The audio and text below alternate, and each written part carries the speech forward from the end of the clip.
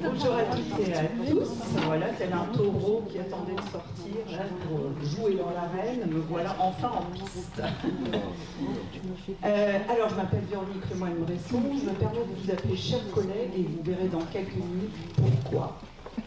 Et c'est important dans la mesure où on va parler de constituer autrui comme partenaire. Alors, vous verrez dans mon discours que le partenaire, c'est pas forcément un autrui lointain, un autrui étranger, mais ça peut être aussi un autrui qui nous semble plus proche, mais qui finalement peut, par certains côtés, être également lointain. Donc, ce que je vais discuter avec vous, c'est aussi se constituer comme partenaire, mais dans vos groupes même de discussion, de recherche, de travail que vous avez au sein du greffe.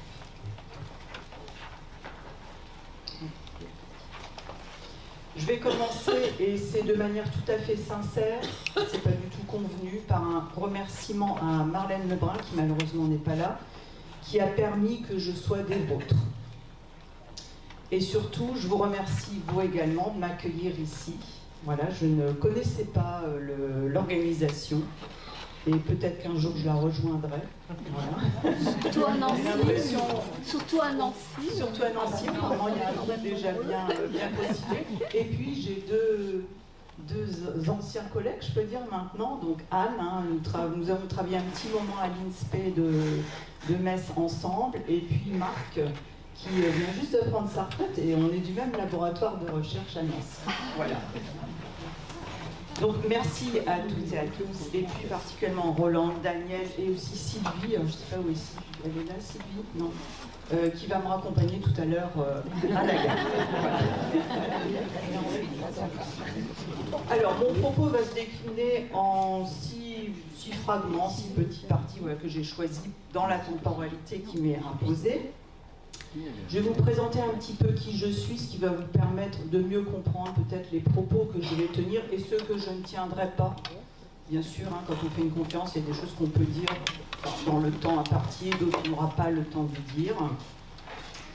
On fera un petit tour en arrière-cuisine des réunions, des partenariats. Qu'est-ce qui s'y passe? Souvent, on nous montre, là, un groupe vient nous montrer le résultat de son travail, mais que s'est-il passé dans l'arrière-cuisine de ce groupe, voilà, qui a dû faire groupe ensemble pour faire tous les produits qui nous ont été montrés. On va réfléchir rapidement aux freins, au faire ensemble, voilà, ce n'est pas si facile, et puis en quoi l'approche interculturelle peut être un instrument, un outil, une aide, pour justement faire partenariat. Alors, je me permets, j'ai ramené mon dernier livre sur l'interculturel parce qu'en fait, c'est ma spécialité de recherche. J'ai fait ma thèse de doctorat sur les pratiques interculturelles en classe allemande et en classe française. Et donc, je ne savais pas à qui l'offrir.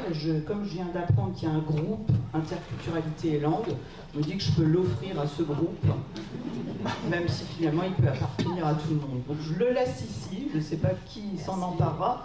Et s'il n'y a pas d'idée pour la nouvelle newsletter, peut-être quelqu'un peut lire le livre et en faire un petit résumé. Voilà. Alors, l'interculturel, oui, pour moi, c'est une approche qui permet de réfléchir beaucoup de choses. Vous l'avez dit, c'est transversal. C'est vraiment un outil très, très intéressant. On parlera un peu des biais qui font frein pour faire ensemble, mais je serai plus optimiste qu'hier. Voilà. Et je proposerai quelques pistes pour faire ensemble, sachant que ce sont des pistes que j'ai mises à l'épreuve moi-même à travers mes enseignements et mes recherches. Et donc, peut-être que ça vous parlera ou pas, mais en tout cas, peut-être que ça vous inspirera. Alors, qui suis-je? D'où je parle? Ça, c'est important. J'ai été 27 ans en éducation nationale. Ça fait pas si longtemps que ça que je suis chercheuse, mais seulement depuis 2015. Et j'ai été instit, je dis pas instit pour dire instit, j'ai eu vraiment le statut d'instit. puis de professeurs des écoles par concours interne. Certains l'ont peut-être déjà passé également. Voilà, la grande question, je le passe pas. Et puis également conseillère pédagogique, donc à Roubaix tout coin. Et puis j'ai fini dans les hautes sphères de la DSDEN de Lille avant d'être radiée des cadres de l'éducation nationale, puisque je passais dans un autre ministère suite à ma reprise d'études et mon doctorat à l'université de Lille. Donc Roubaix, ça a été le seul endroit en fait où j'ai enseigné. Voilà, j'ai pas connu d'autres villes d'enseignement ni d'autres départements. C'était le Nord. C'est toujours. Ouais. Oui, on ne sait pas avec le climat, ça bouge, ça va peut-être se séparer, je sais pas. Alors depuis 2015, effectivement, suite à la réussite au concours d'enseignante-chercheuse, j'ai atterri en Lorraine, qui ne m'était pas inconnue parce que je suis née à Metz, à la base, quand même.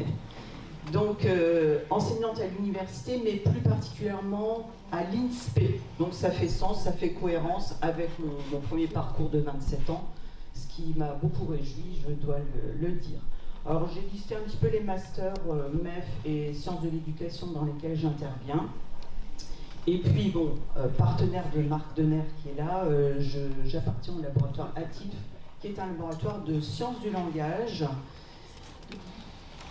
Et étant didacticienne des langues, mes travaux croisent plutôt les sciences du langage et les sciences de l'éducation et de la formation. Donc mes thématiques de prédilection, l'interculturel, ça c'est vraiment, je dirais, le sujet qui a fait toute ma thèse et la plupart de mes articles, de mes livres, etc. Le plurilinguisme, bien sûr, on l'a vu dans le groupe langue et interculturalité.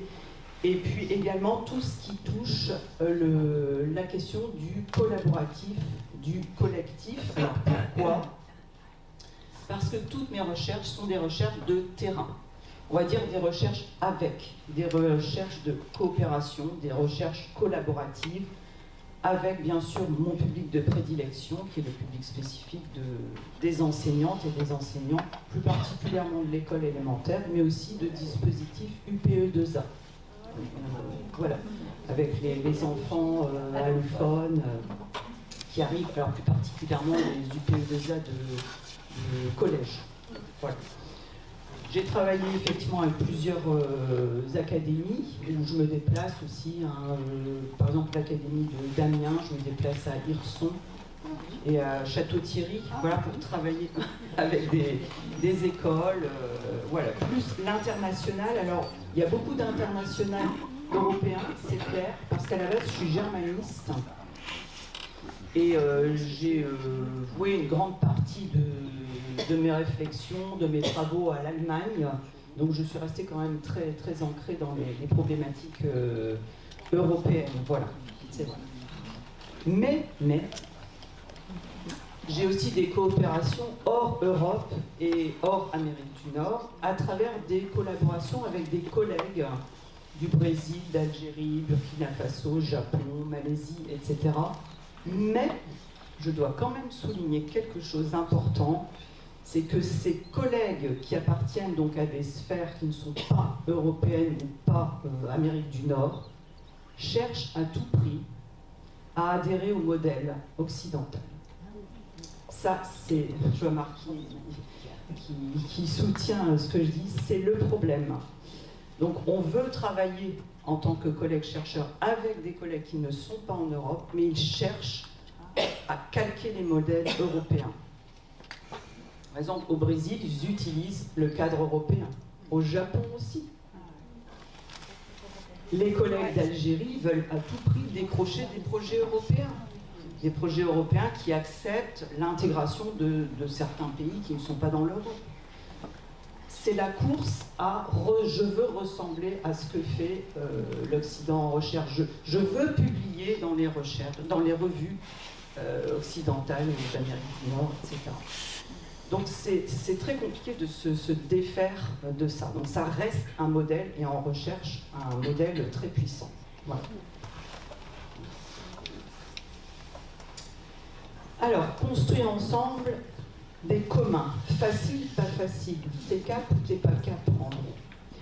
Alors, du coup, qu'est-ce qui peut bien se passer dans l'arrière-cuisine? J'ai demandé à ChatGPT de me faire une petite image en lui disant, voilà, je suis dans l'arrière-cuisine d'une réunion, utilise des métaphores de l'arrière-cuisine, etc.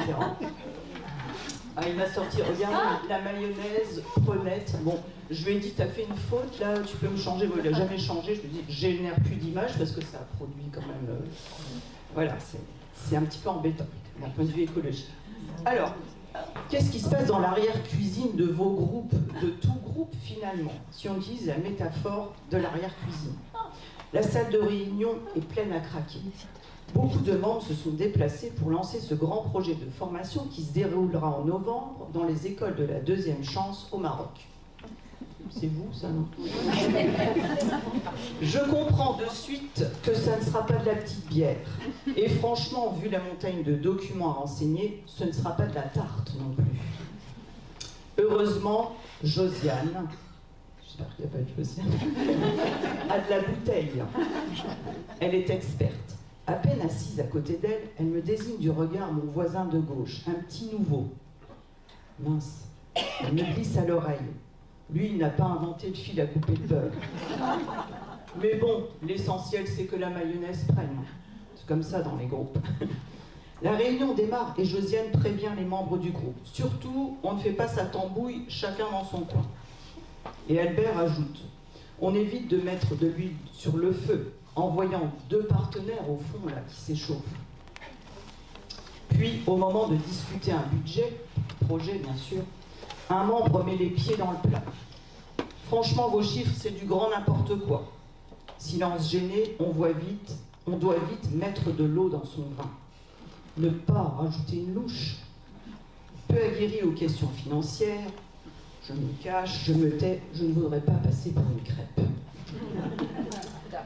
À chaque remarque un peu ironique qui fuse, difficile de savoir si c'est du lard ou du cochon. Puis le président ou la présidente annonce plan de travail coopératif. Certains craignent déjà d'être le dindon de la farce. Mais ils savent que celle-ci les traite habituellement aux petits oignons. Soudain, l'atmosphère change quand une participante se lève et lance « Allez, détendez-vous, notre présidente est une crème. » Et d'ailleurs, on en est tous des crèmes. Voilà, il fallait terminer un peu d'une manière optimiste. Et ça permet de dire que j'ai été très... J'ai été et je suis, vu que je découvrais le groupe, je suis très très impressionnée par vos manières de réfléchir, par tout ce que vous faites, etc. Donc ça donne vraiment très envie. Alors j'ai demandé hier, c'est réservé aux retraités. Qu'est-ce qu'il faut faire pour entrer dans le truc? Je m'inquiétais déjà de ma retraite. Alors, construire collectivement des communs ne va pas de soi. On le voit bien quand on interroge, quand on regarde l'arrière-cuisine. C'est vrai que montrer les produits finis, on dit « Ouah, trop bien » et tout. Mais bon, tout le processus pour le faire fait que c'est pas si simple. Alors, qu'est-ce qui peut empêcher de faire collectif? Alors moi, pour réfléchir à cette question, j'utilise l'approche interculturelle et je vais essayer de vous montrer pourquoi. Alors pour moi, utiliser l'approche interculturelle, c'est s'intéresser aux expériences de l'altérité, d'autrui.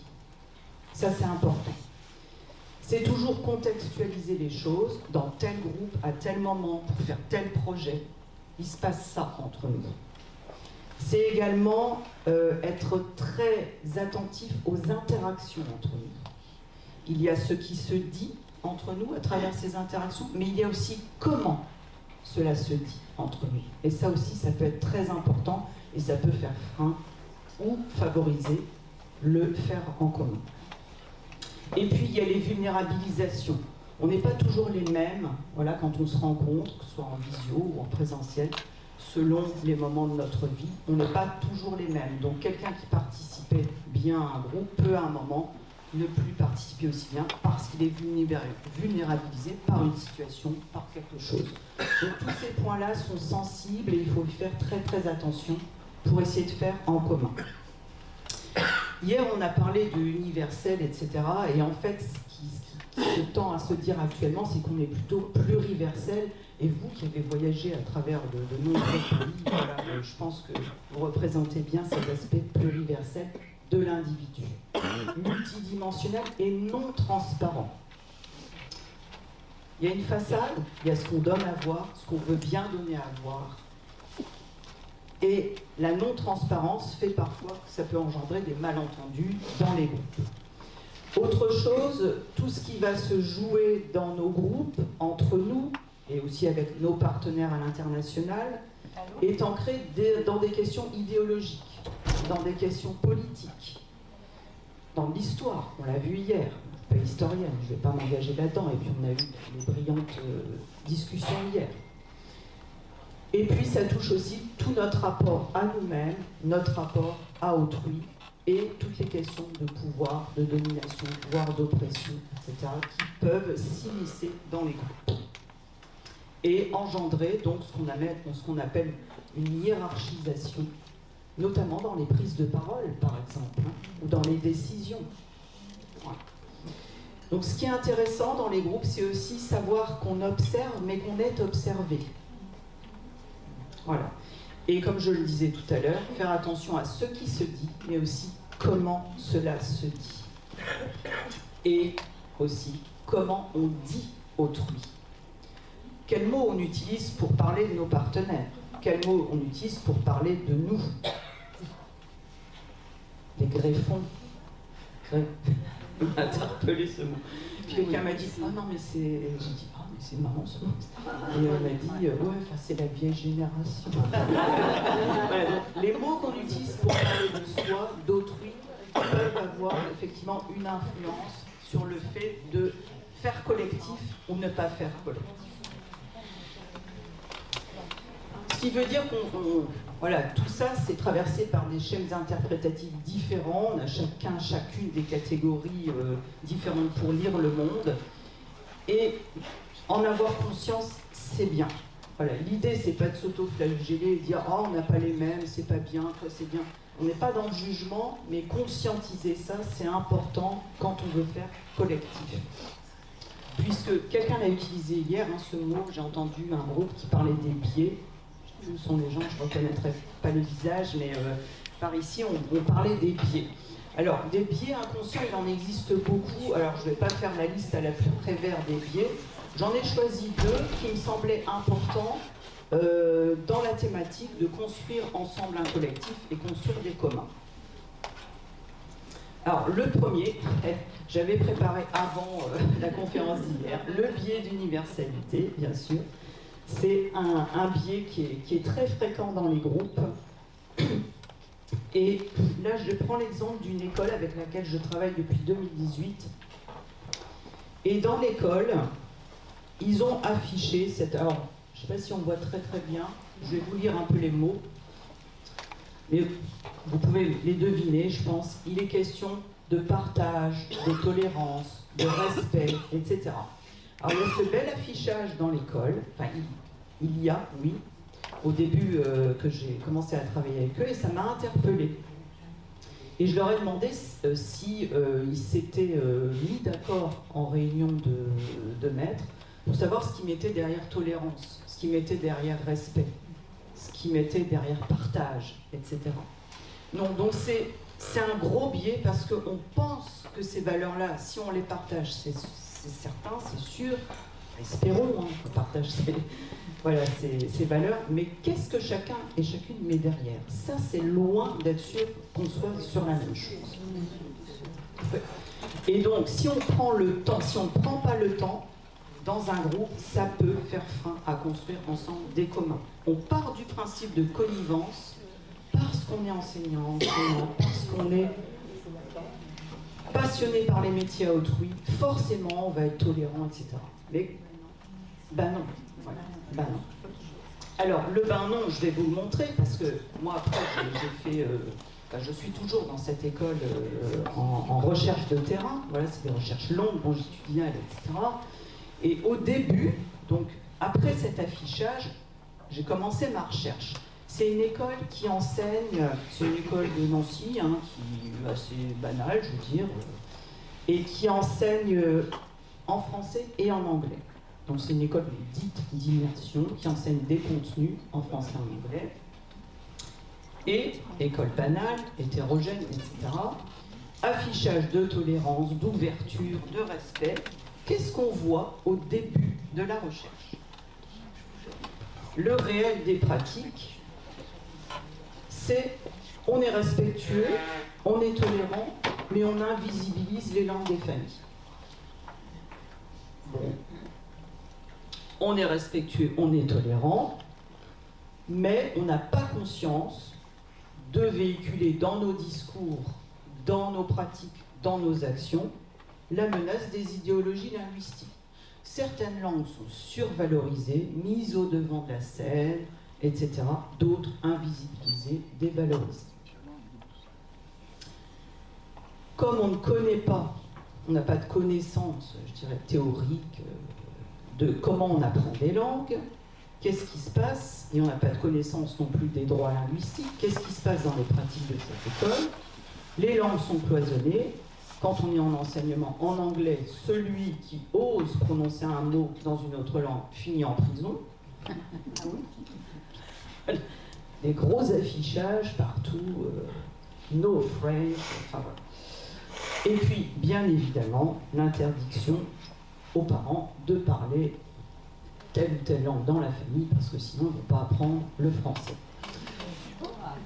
Et en plus, donc ça c'était voilà, au début de la recherche, et en plus, pour ces enseignants qui ont été formés aux États-Unis, en Utah, en milieu mormon, etc., l'importation d'un modèle qui s'appelle, voilà j'ai mis le mot, hein, dual system, hein, vous pourrez vous rapprocher de Marc qui connaît bien ça, et qui impose donc ce système de fonctionnement, mais aussi qui impose de façon un petit peu infusée comme ça, un modèle économique bien particulier, dans la mesure où ce système n'est pas promu par des pédagogues ou des chercheurs, mais par des politiques. Donc tout ça, on apprend tout ça en France, et on affiche quand même qu'on est tolérant, ouvert, respectueux, etc. Donc ça pose quand même problème pour faire du commun. Parce que certains enseignants, effectivement, sentent qu'il y a un truc qui ne va pas, mais bon, ça roule comme ça. Autre réel des pratiques, bien sûr, je venais de le dire, c'est dans cette école, comme beaucoup d'écoles en France, et tout le monde le sait, voilà, la présence de la langue arabe est une réalité dans les familles, etc. Mais n'empêche qu'on se retrouve là avec une interdiction, enfin, l'imposition aux familles de ne pas parler tel arabe, turc, etc. parce que sinon ils ne vont pas maîtriser le français. Donc est sorti dernièrement le petit tract Gallimard de Jack Lang sur l'intérêt justement d'inclure, vous l'avez peut-être vu, c'était en juillet, comme quoi les choses changeraient peut-être à l'école et dans les mentalités si on prenait en compte la langue arabe dans les curriculums, à un moment donné en tout cas. Un autre biais qui sévit fréquemment dans les groupes, dans les collectifs, le biais d'amirauté, hein, le biais de prestige. Et hier c'était drôle, hein? Moi je me suis dit, ah, vous avez remarqué ce biais? Quand Alpha a pris la parole. Voilà. Oui. Il n'a pas pris la parole en premier. Oui. Vraiment, c'est dévalorisé. L'ordre, tout à fait. Tout à fait. Voilà. Oups, je n'ai rien vu, je n'ai rien dit. Mais quand on a ça en tête, l'idée, c'est pas dire, ah, c'était pas bon, puis il y avait des hommes. Donc, enfin, ce biais-là, il est puissant. Il est puissant. Et puis on le fait, c'était pas exprès, je pense, hein, et quand Alpha a parlé, je pense qu'il l'a dit aussi spontanément, etc. Mais c'est justement cette spontanéité qui parfois pose problème. Voilà, c'est vraiment pour ça que j'ai souligné, conscientiser que c'est des biais qui viennent donner une certaine coloration à notre groupe, Et faire du commun quand quelqu'un se sent petit par rapport à un grand monsieur professeur, c'est compliqué de faire des communs. Ma parole va compter pour combien dans le poids? Les décisions vont se faire par qui? Par celui qui a le statut qui va bien décider. Et ça, c'est très problématique parce qu'on demande de plus en plus, et dans le médical aussi, on demande de plus en plus à des personnes intermédiaires de réfléchir ensemble, par exemple, à l'accueil des personnes, à la façon de dire les choses quand c'est grave, à la façon d'accompagner, etc. Mais si ce biais-là n'est pas conscientisé, on continue à perpétuer les mêmes choses. Donc ça, dans un groupe, c'est crucial de réfléchir à ce biais. Ces biais peuvent être bien sûr infusés, entremêlés avec d'autres biais. Moi, j'avais fait la mini-liste, genre un petit grossophobe, le classiste, raciste, etc. Quoi, qui peuvent venir s'infuser, ça je... C'est quoi, pas s'ajouter, mais s'immiscer.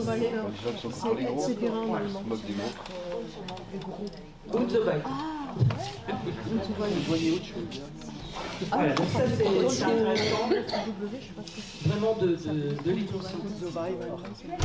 C'est etc. Und so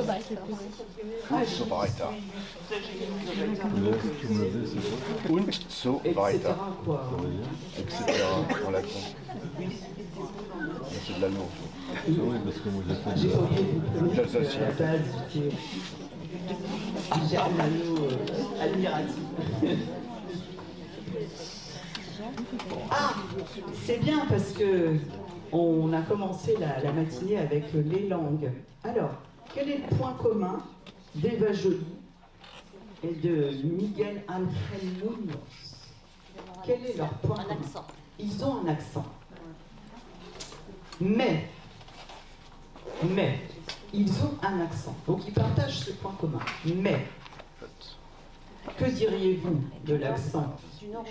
Qu'est-ce qu'il a été dit et qu'est-ce qui s'est passé à partir de cet accent que chacun a? Donc ils ont ce point commun, tous les deux ont un accent, quand ils parlent français. Mais, souvenez-vous de ce qui est arrivé à notre pauvre Eva Joly. Ouais. Rejeté, critiqué, et il y a eu, il me semble, des réflexions. Exactement. De façon. Outre sa politique. Tout à fait. Outre sa politique. C'est-à-dire que son accent, effectivement, a fait qu'elle a été complètement discréditée. Et c'était une femme. C'était avant tout. Moi j'ai déjà remarqué. On parlait des langues tout à l'heure, donc là, l'accent, tous les deux ont un accent. En revanche, notre ami Miguel, plutôt, lui, qu'est-ce qu'il est beau! Oh, l'accent espagnol, c'est trop. Oh, vous avez déjà entendu ces réflexions, hein? Oh, l'accent espagnol, oh, l'accent allemand. Oh. Ouais. Donc, tous ces jugements sur l'accent amènent à des choses, ont des effets dans un groupe. Ont des effets, il va être moins crédible. Il va être. Voilà, Miguel, on a envie d'y aller. Mais ça joue, c'est horrible, mais ça joue. Ça joue. Moi, dans mes étudiants, l'an dernier, j'ai entre guillemets pété un câble parce que il y avait. Le groupe était constitué, un faire commun aussi entre étudiants dans des cohortes. Et puis il y a un étudiant qui est venu du Mali un mois après la rentrée, donc qui parle français. Et quand il est arrivé dans le groupe, j'ai entendu des réflexions. Il ne sait pas parler français, il ne comprend rien de ce qu'il dit. Ouh, là, ça a chauffé. Hein. Ça a chauffé.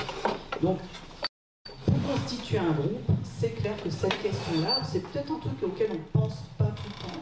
Et puis, vous, je pense que vous êtes bien aguerris à ces questions-là, mais n'empêche que c'est aussi quelque chose qui peut faire frein à faire collectif et à essayer de construire des communs. Voilà.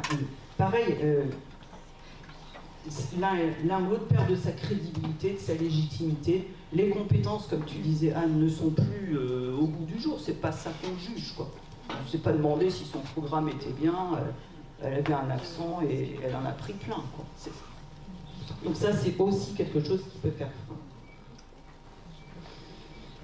Alors, construire collectivement des communs, quelques pistes pour faire ensemble, et là, je reconvoque l'approche interculturelle, donc pour proposer des pistes qui ont été mises à l'épreuve de la réalité, je dirais, puisque c'est des pistes qui ont un petit peu émergé de mes essais, que ce soit dans mes enseignements, mais aussi de mes recherches, comme je vous disais tout à l'heure, qui sont uniquement de terrain avec des partenaires et qui sont souvent longitudinales. Voilà. Prendre le temps. Hier, quelqu'un a dit ça, je ne sais pas. Voilà. Recherche qui dure depuis 2018, hein, donc voilà, qui va se terminer dans 2 ans normalement, presque une dizaine d'années. On aura pris le temps. Ça va un peu contre les dictates de la recherche, hein, je vous le dis. Bon. Mais bon. Alors, créer, d'abord, on a parlé de ce qui faisait obstacle, et il faut donc penser à créer les conditions de la construction collective de communs. Déjà se dire que c'est pas parce qu'on met des gens ensemble que ça y est, on est un collectif, que ça y est, on est des partenaires. Ça se construit, ça ne se décrète pas. Pour la plupart d'entre vous, si j'ai bien compris, vous venez de l'éducation nationale, on sait qu'il y a beaucoup de choses, c'est l'injonction. L'injonction à collaborer, l'injonction à inclure, l'injonction, on connaît bien ces injonctions, l'injonction à être autonome, etc., etc. Donc, l'injonction à faire collectif, ça n'existe pas non plus, ça ne se décrète pas, ça se construit. Ça se construit et ça se reconstruit. C'est-à-dire qu'en fonction des groupes dans lesquels on va, etc., les besoins peuvent changer. Les désirs les uns des autres, on parle toujours des besoins, mais pas souvent des désirs. Or, vous, là, vous pouvez avoir des désirs, je veux dire, c'est dans une association, enfin, dans une organisation comme ça, on peut aussi se dire, là, je suis en retraite, maintenant, je n'ai plus ce diktat institutionnel, je peux aussi avoir des désirs dans ce groupe.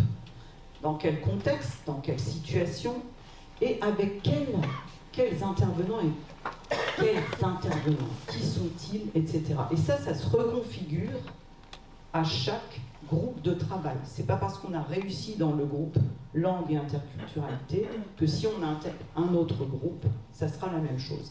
La question des besoins, des désirs, des contextes, etc. doit se re-questionner à chaque fois. Autre chose qui est importante, donc la négociation de sens. On disait tout à l'heure, tout le monde va dire oui, je suis tolérant, oui, je respecte, oui, je suis ouvert à toutes les cultures, etc.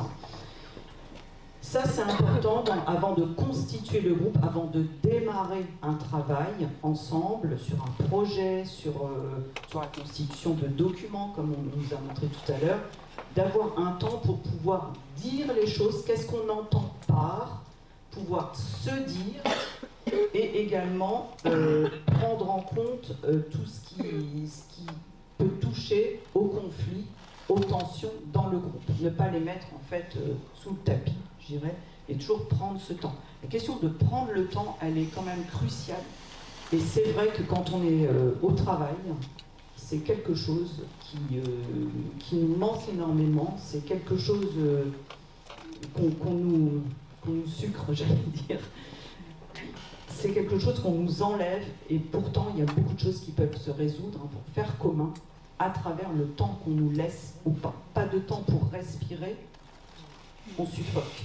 Et on n'a pas, vite, il faut remplir le dossier là, avec le budget, vite. Il y en a un qui finit par le remplir, quoi.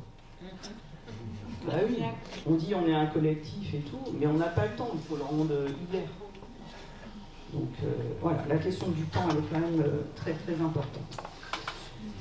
Négocier les rôles. Alors ça, c'est pas mal aussi. On parlait tout à l'heure du biais d'amirauté. Hein. Négocier les rôles, c'est pas toujours le même. Qui est le président, c'est pas dans un groupe qui prend les notes, c'est pas toujours le même. Qui a tel pouvoir, c'est pas toujours le même. Qui donne la parole, c'est pas toujours le même. Qui va écrire le compte rendu, il y a toujours celui qui crie bien, quoi.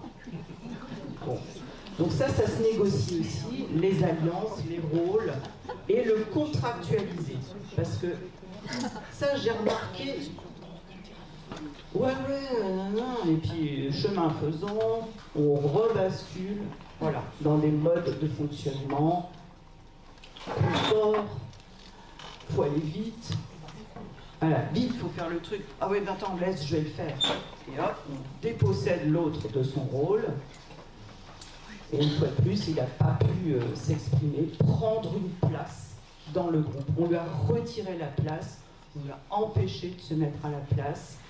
On a repris la place qu'on a l'habitude d'avoir. La question de la place, elle est importante. Vous pouvez prendre le mot place, par exemple, et essayer de décliner avec tous les verbes. Empêcher quelqu'un de prendre une place, prendre une place, reprendre une place, éviter telle place, etc. Et comme ça, on voit un petit peu comment dans le groupe, les uns, les autres se placent par rapport aux autres. Et ça joue beaucoup dans la facilité ou la difficulté de faire collectif pour ensemble construire des communes. Autre chose qui gangrène pas mal nos réflexions, mais ça c'est la pensée occidentale, qui est philosophique notamment, qui pense par binarité. Penser par binarité en soi, c'est pas si grave. Ça devient grave quand cette pensée par binarité se transforme en dualisme. C'est-à-dire qu'on y ajoute à cette pensée binaire un côté hiérarchisant. Par exemple, si on prend nature-culture, on voit bien à quel point pendant longtemps on a dissocié les deux. Alors, vous pouvez lire les excellents écrits de Escola sur le sujet, qui montrent à quel point c'est pas séparé comme ça. Parce que à l'avoir séparé comme on le sépare, on voit bien où on en est aujourd'hui. Voilà. Donc, la pensée binaire, elle est occidentale, etc. Bon, admettons, mais quand ça se transforme en dualisme, qu'on oppose les choses, c'est là que ça devient dangereux. On oppose les handicapés, les non-handicapés, les homosexuels, les hétérosexuels, les hommes, les femmes, les garçons, les filles, voilà, tous ces trucs-là. Ça crée des hiérarchies et ça mène à ce qu'on appelle l'altérisation de l'autre. Voilà, c'est un mot qui vient de l'anglais, de otherization, c'est-à-dire poser une frontière symbolique entre soi et l'autre. Parce que dans ma pensée binaire, je suis ceci, tu es cela. C'est moi versus toi, nous versus eux. Nous, on est plus que, etc. Cette pensée binaire, elle engendre des... Bien sûr, il y a une norme, voilà, il y a une norme, et elle engendre des phénomènes de hiérarchisation et d'altérisation. Donc ça, c'est assez puissant aussi dans les groupes, cette pensée binaire qui va nous conduire à cette hiérarchisation.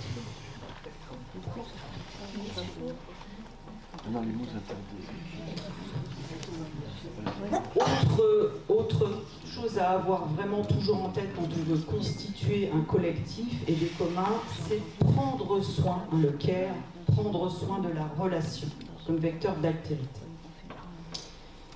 Donc pour prendre soin, je dois d'abord effectuer un travail sur moi-même pour prendre conscience de ce qui joue dans ma façon de voir les choses, dans mes cadres.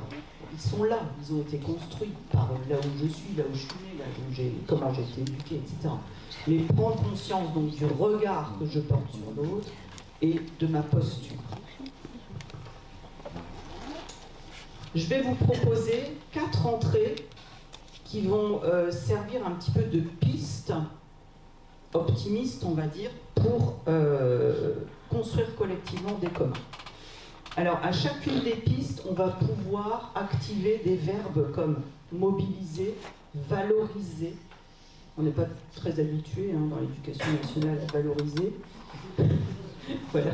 À mobiliser non plus, parce que comme on sait tout, on ne mobilise pas trop les savoirs des autres. Voilà. Et puis comme l'autre, il fait tout le temps des fautes, on dévalorise plutôt. Et comme c'est moi qui ai raison, je négocierai. Voilà. On dit hier l'enseignant d'honneur de voilà. Donc on va essayer à chacune des entrées d'utiliser ces verbes, se forcer un peu à utiliser, mobiliser, valoriser, négocier. Alors, 4 entrées que je vous propose. Une entrée par la relationnalité, une entrée par les savoirs expérientiels, par l'égalité des intelligences et l'art de la des coïncidences des pratiques. Je vous ai mis une petite référence théorique à la fin. Vous connaissez certainement l'égalité des intelligences puisque c'est Jacques Rancière qui a écrit ce livre il y a longtemps déjà. Voilà, le maître ignorant. Hein. Oui, je vais t'expliquer.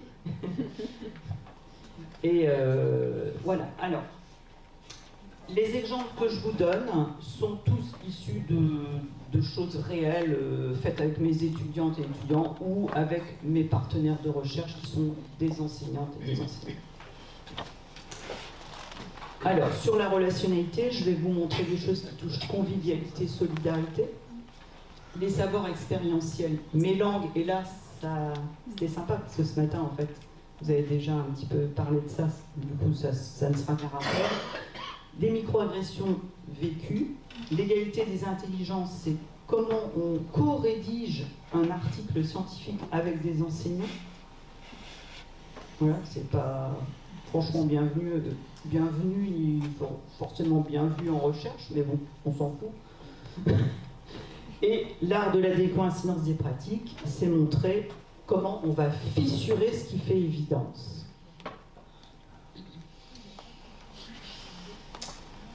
J'ai repris ce qu'a dit Alpha hier, parce que j'ai trouvé que ça résonnait bien avec mon entrée relationnalité que j'avais préparée en amont. Et quand il est dit ça, je dis, bah, tiens, je vais inclure Alpha. Il dit, je crois.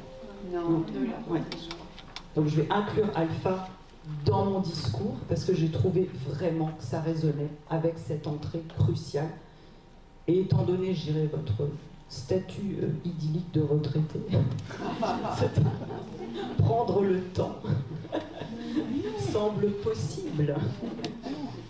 Alors, Alpha disait hier, construire une solidarité, une coopération où chacun essaye de comprendre l'autre, y mettre du sien dans le respect. Prendre le temps nécessaire pour faire connaissance, travailler l'interconnaissance. Voilà. Je l'ai cité, ça ne fait pas de plagiat. Et oui, donc ça c'est une vraie entrée pour faire collectif, pour construire du commun, la relationnalité, se dire qu'on est, tout est intrinsèquement lié, nous, entre nous et nos partenaires, mais aussi entre nous et la nature, il en a beaucoup parlé hier, hein, des arbres, etc. Voilà, tout ça c'est lié. Et comme certains fils qui s'entremêlent, le fil peut craquer. Donc ça veut dire qu'il faut vraiment prendre soin de tous ces fils entreliés entre nous. Porter attention aux vulnérabilisations. Prendre le temps de se connaître. Là, on fait un pique-nique, on n'est pas en train de filmer pour notre recherche et de dire, on n'est pas en train de récupérer des données telles des suceurs de sang. On prend le temps d'aller faire du pique-nique, on prend le temps d'aller au restaurant. Nous, ça nous, je ne sais plus hier ce qu'il a dit, combien de temps ça lui avait pris. Nous, on a pris 2 ans comme ça, sans faire de projet. Ouais. On allait dans l'école, on allait aux apéros, on allait... Alors, c'est à Nancy, pour moi, c'était pas trop loin, s'il parlait d'argent, effectivement. Mais après, j'ai des collègues, on travaille avec des collègues de Strasbourg et de Colmar. Bon, c'est pas aussi loin, mais quand même, elles ont donné de leur personne, de leur temps, voire de leur argent, pour venir à Nancy, pour rencontrer, faire cette rencontre avec les collègues avec lesquels on avait l'intention de faire une recherche financée, donc de monter des dossiers, etc. Mais pendant 2 ans, on n'a pas fait ça, quoi. On est allé dans leur classe. L'idée, c'était d'aller filmer dans les classes. Vous n'arrivez pas comme ça avec votre caméra. Voilà. Pour faire commun, pour faire partenaire, c'est un peu chaud quand même, c'est un peu violent. Hein. Donc 2 années comme ça, je dirais, à pas rien faire, mais donc pour l'institution, c'est moyen, quoi. C'est quoi ces chercheurs-là, quoi. Voilà, c'est comme ça, c'est comme ça. Recherche partenariale, recherche avec, recherche collaborative, t'arrives pas du jour au lendemain avec ta caméra, c'est pas possible. Bon. Donc, relationnalité, ça c'est important pour faire en commun. mobiliser, valoriser les savoirs expérientiels. Alors là, on est sur des enseignantes et des enseignants. Et hier, on l'a bien dit, l'école française maltraite ces enseignantes et ces enseignants. Ils sont à bout. Non seulement elle les maltraite, mais elle n'écoute pas ce qu'ils ont à dire. Donc, nous, dans cette recherche où on cherche à faire partenariat, à faire des communs, à travailler ensemble sur le plurilinguisme, interculturel, la prise en compte des langues des familles, ben on a tenu compte aussi des savoirs expérientiels des enseignantes et des enseignants, et notamment, comme vous l'avez proposé dans votre groupe Langue et Interculturalité, de passer par la mise en pratique, alors là c'était à travers des activités dites de didactique, d'approche sensible, avec des choses à manipuler, à créer, des créations. Alors ça peut être le portrait langagier, hein, comme vous avez certainement fait dans votre groupe. Vous pouvez non pas, tel une liste à l'après-vert, dire qu'ils connaissaient l'arabe, le français, l'allemand, etc. Ça, on s'en fout, je dirais. Mais exprimer leur rapport identitaire, personnel, sensible aux langues. Voilà, ça c'est ça, tenir compte de l'expérience. Autre exemple, avec mes étudiantes et étudiants, qui sont vraiment des... Enfin, c'est exceptionnel d'avoir... bon, j'ai été instite, donc j'ai beaucoup de jeunes enfants, mais les étudiantes et les étudiants, c'est vraiment quelque chose aussi, je trouve. Ils apportent dans le cours tout ce qui fait la vie d'aujourd'hui, hein, c'est important.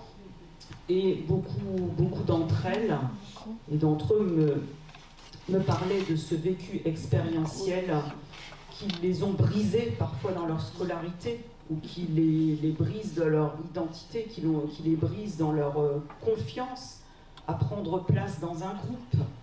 Voilà. Et du coup, on a travaillé sur les microagressions vécues par les étudiantes et les étudiants. Bon, là, j'ai mis 3 exemples, mais j'en ai 200, je sais pas, j'ai fait beaucoup de ça parce que ça les a beaucoup aidés à reprendre confiance. Et comme on fait beaucoup de travaux de groupe, je me dis, certains dans le groupe, ils ont l'air en retrait, ils ont l'air de ne pas oser donner leur voix, leur parole. Enfin, ils ne faisaient pas groupe, ils n'arrivaient pas à faire commun avec. Et en fait, il y avait certains vécus qui les empêchaient. Et ils n'avaient pas eu l'occasion, m'ont-ils dit, d'en discuter. Donc oui. Véronique, est-ce que tu peux nous lire parce qu'on oui. ne voit pas. Alors les microagressions, ce sont des petites choses qui parfois relèvent un peu du banal et du quotidien, mais aussi de façon répétée que certaines personnes, et uniquement certaines personnes, subissent. Voilà. Ressentent aussi. Et par exemple, je vais prendre elle a fait une mise en scène. On lui a dit, t'es petite, mais tu smashes fort pour une femme. Et en fait, la personne qui dit ça, elle pense faire un compliment. Voilà, souvent, c'est le problème de la microagression, c'est souvent, on pense que c'est un compliment. Ou, ah, vous parlez bien français. Ah oui. Ça, c'est fréquent aussi. Dans un groupe, on parle bien français. Bon, des choses comme ça. Ouais, qui sont véhiculées à travers mes quotidiens. C'est fréquent, c'est pas une fois dans sa vie, on m'a dit tu smash fort. Hein. Voilà, elle m'avait raconté aussi que elle déménageait souvent des choses chez elle bougeait, et tu me dis toujours, ah, pour une fille, tu arrives à bouger ton buffet, machin. Alors les étudiants, après, c'est une déverse, hein, quand la porte est ouverte. Voilà, ils ont choisi d'en mettre une. Alors les cheveux, voilà, les cheveux, ah, ils sont beaux tes cheveux. Tu viens d'où? Ils sont beaux tes cheveux, tu viens d'où?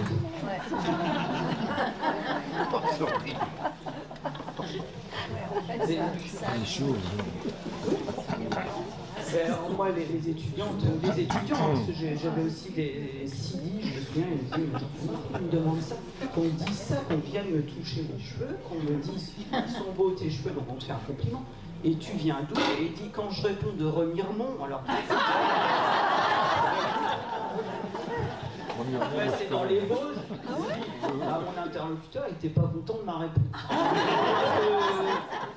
Il cherchait... voilà. Bon. Donc on appelle ça une anomalie conversationnelle en fait, parce que celui qui creuse dans l'intime, souvent il ne vous connaît pas spécialement, et non seulement il creuse dans l'intime, mais en plus il vous met vous mal à l'aise, et il s'en rend pas compte, et il insiste. Voilà. Donc alors on étudie ça après un petit peu théoriquement avec les étudiants, l'effet de ces questions anomalies en fait. Pour celui qui la pose, il se dit mais oh mais il est susceptible, en plus celui-là il m'intéresse à lui. Elle regarde l'autre, là, je lui fais un compliment, oh, les femmes toutes les mêmes. Voilà. C'est vraiment quelque chose qui finit par faire que les personnes n'osent parfois plus prendre place dans un groupe parce qu'ils en ont marre qu'ils arrivent dans le groupe et tout de suite on lui dit ah t'as des beaux cheveux et tout. Voilà, ou oui, non mais c'est fou, hein. Moi c'est vraiment via la parole, les discours des étudiants, je me suis rendu compte de certaines choses. Alors après, ils déballent, hein, oui, vous savez, madame, même à l'INSPE, certains formateurs, ah, vous savez, madame, quand je vais à la piscine, ah, vous savez, ouais, on sent bien que c'est le poids d'un quotidien et que finalement, ils se referment sur eux et dès qu'il y a des travaux de groupe, ils n'osent surtout pas trop se la ramener parce qu'ils savent qu'ils vont être directement une proie ciblée à qui on va demander ça. Voilà. Donc la question de micro-organisation, ça empêche aussi parfois de faire commun, de faire groupe, puisque la personne finit par se replier.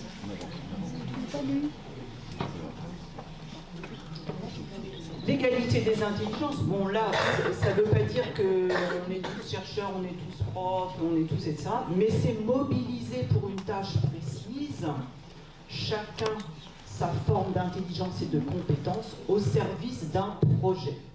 Ça c'est important parce que c'est vrai qu'égalité des intelligences, on pourrait dire ah ouais ça veut dire qu'on est tous sur le même plan, on a tous les mêmes connaissances, on a tous les mêmes...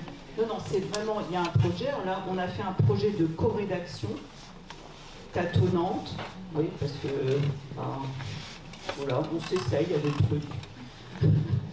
Entre chercheuses et enseignants, à peu près moitié-moitié hein, de l'article, et chacune, je reprends ce qu'a dit Alpha hier, y a mis du sien, comme il pouvait, en solidarité, dans le respect des uns des autres, de la part qu'ils pouvaient prendre dans l'écriture, soit là aussi, hein, dans l'écriture. Ceux qui n'osent pas, on est dans un groupe, bon, qui est-ce qui va écrire le... En fait, il y en a qui disent non, c'est pas parce qu'ils sont fainéants, hein. Ils ont peur d'être lus par d'autres, etc. Donc, et ça, les enseignants nous l'ont dit, hein, ils avaient vraiment peur d'écrire. Donc, voilà, on a travaillé avec cette option égalité d'intelligence, chacun y apportait ce qu'il pouvait, avec ses compétences, ses connaissances, ses manières de faire, et puis on a resculpté tout ça pour que ça puisse passer comme article de recherche. Avec aussi un petit côté subversif dans l'écriture pour inclure, rendre visible que dans ce groupe il y avait beaucoup de femmes en fait. Donc on a écrit en écriture inclusive, bon après à l'université c'est plus qu'attendu on va dire, mais on a mis le curseur vraiment haut en inventant des formes. Par exemple enseignant, on n'a pas dit enseignante et enseignant, ou enseignant, point, voilà, on a mis un Z au bout.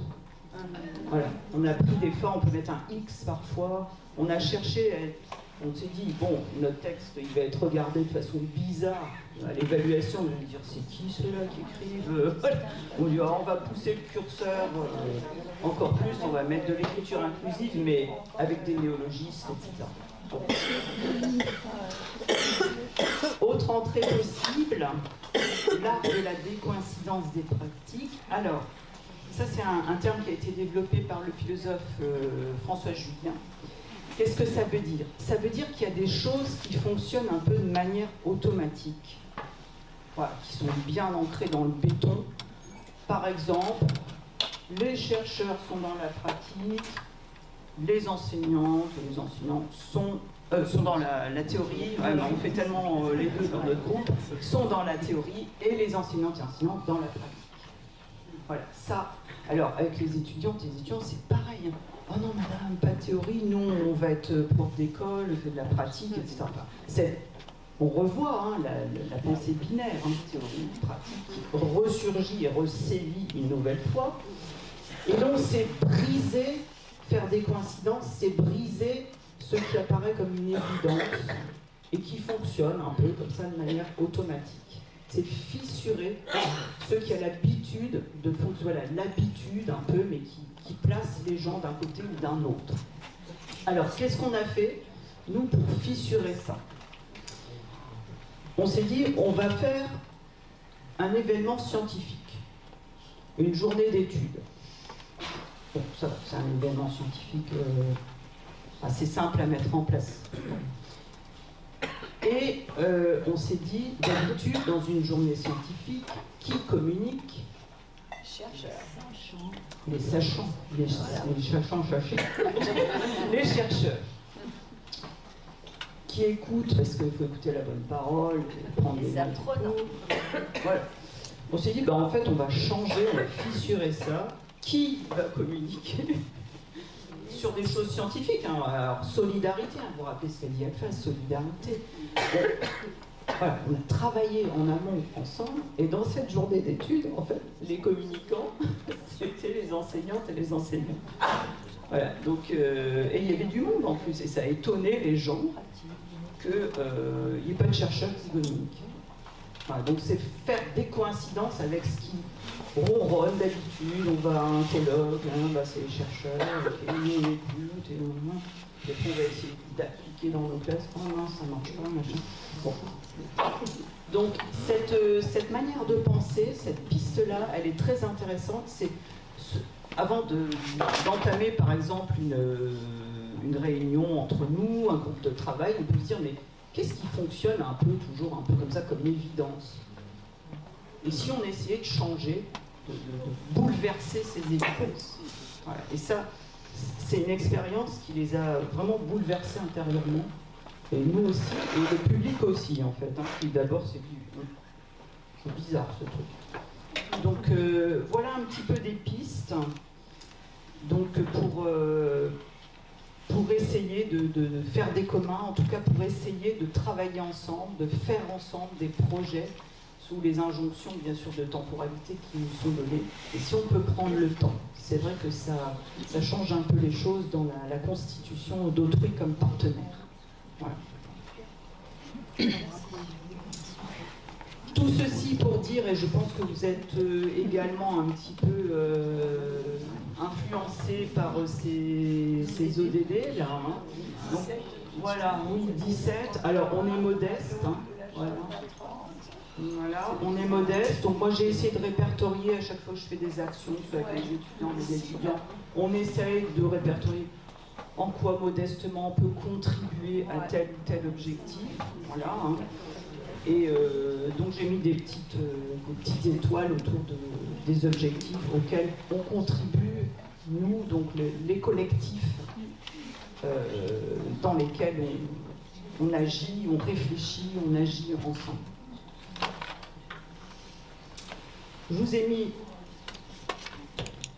voilà, une possibilité d'accéder à mon site internet, donc qui est une page professionnelle, donc c'est le site du laboratoire. Vous pouvez voir à partir de ça. Et puis je vous remercie pour votre écoute et peut-être que vous avez vous-même des pratiques comme ça à partager qui permettent, voilà, qui révolutionnent un petit peu la manière de travailler ensemble, qui permettent d'assurer les conditions de se travailler ensemble pour faire des communs. Peut-être que vous avez un partage.